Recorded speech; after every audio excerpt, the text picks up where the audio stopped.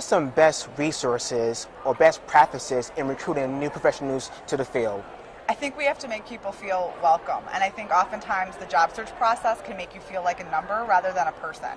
And so I often suggest understanding that recruitment is a 365-day-a-year process where we need to reach out to people individually, not just email. We also need to do snail mail and phone calls and connect with folks so that they know that they'll be a valued member of our teams.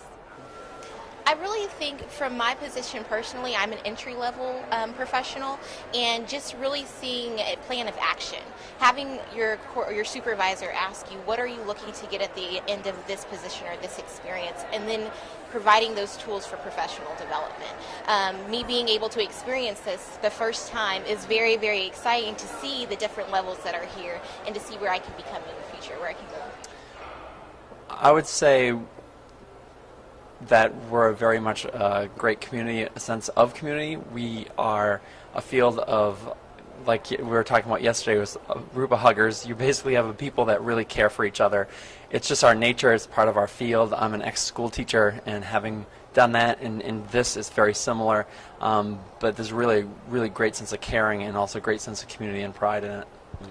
I think I've sort of modeled my practice after two professionals, my former supervisor, Michael Malone, and his former supervisor, Jerome Alford, who really just spend time getting to know people so that when it's time to ask people to consider your school, they know you and they know how much you care about getting to know them. And I just value that and being able to get to know people before it's time to recruit them. So some of the best practices that kind of I've learned from conferences really involve getting to understand how students best learn, that learning does occur outside of the classroom, and the impact that residence halls can have and the living environment can have on academic success for students. And there's so much literature and data that you can learn here at the conference that just talking with peers and networking with them really goes to show the impact that housing professionals can have.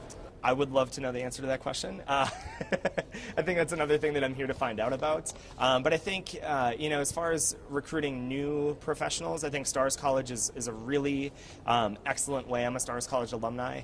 And so I think being able to have them come to a place where not only do they get to network with seasoned professionals, but they also get to see not the bigger picture of the work that we do, that it's not just being an RA and it's not just this for an entire career, but yet there is very business-oriented side of things that we do too. Well, trying to find flexibility in your student staff is one of the big key parts that I find in the hiring practice is often the most difficult, but also the most important piece.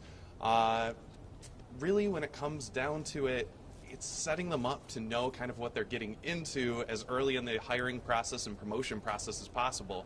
And hopefully through that open and honest communication, you're able to find a solid and reliable pool of male RAs. And I'm happy to report, actually, in our most recent hiring cycle, we had probably pretty darn close to 50% male applicants, which for our hiring cycles is, saying something for sure. Actually, we are using the ACUHO-I standards. We have attended several sessions about developing communities and students support, student success communities, using student RAs. The ACUHO-I standards was a great support to us. We have communicated with colleagues internationally. They have sent us kind of forms, kind of questionnaires, how to make an interview.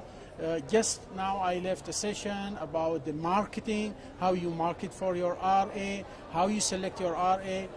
Yesterday I have a very great session talking about the three main competencies of the RAs. That was a great knowledge to me, like how they have the engagement level of the students.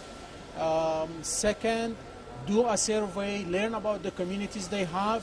Third, act accordingly. Well, with the job market being as tough as it is out there, you have to go to new tactics. Social media is really big.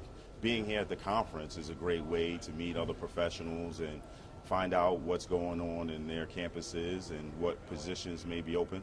So a conference like this is a great place to possibly recruit from and see, you know, who's looking for employment. You know, in terms of recruiting staff to the field, whether they're into entry-level positions or mid-level positions, whatever they may be, I'm a little bit quirky on that. I'm a little bit different than most people. I really value external perspectives. And that's not to say I don't want to promote people throughout the organization, throughout the field, but I think oftentimes we don't look enough outside our field for amazing skill sets. You know, one of my biggest wins ever, I had an operations manager position open, and I went and I hired a guy who used to run a bunch of Starbucks stores. And that guy brought with him a skill set that changed our operation. He brought with him a leadership skill set, an operational skill set, and finding ways to find transferable skill sets will make your organization better. It'll make it more whole. It'll make it a little less homogenous. And I think it's important for us to challenge ourselves to think outside of the box when it comes to hiring staff. And if we do that in a mixed way, I think we'll be a better field for it. Well, I would say the best practices in regarding new staff, I think for those of us in the profession, we really need to try to make sure, as we talked about before in regards to student development, being able to capture students where they are, we need to do the same thing with staff as far as being able to determine where is staff developmentally. And what are some of the things that they need from us, supervising them and recruiting them, and to be able to try to figure out where do we want them to be, or where do we see them going 2, 3, 5 years from now. What are the tools and experiences that they need to have now in order to be successful, and to be able to communicate with them that those are the type of experiences that we want them to have. We want them to be we want them to make sure that they own some of that themselves, to be able to have that internal drive for success. To the profession as a whole, it's that opportunity to really reach out. It's very easy for us as student staff members to say, we're going to just sit here and not actively recruit. It's a great position, no matter what, people are going to apply. But you really need to take that active effort to throw out the largest net you can. So going to the student organizations, especially our diverse student organizations, outreaching to them and encouraging them through shaking hands of applying for the positions. Once they're in the position, then you can create leadership opportunities to really push them forward and help them to understand that student affairs is a field. It's an opportunity to continue the excellent work that they're doing within the halls as they grow up, go to grad school, and beyond.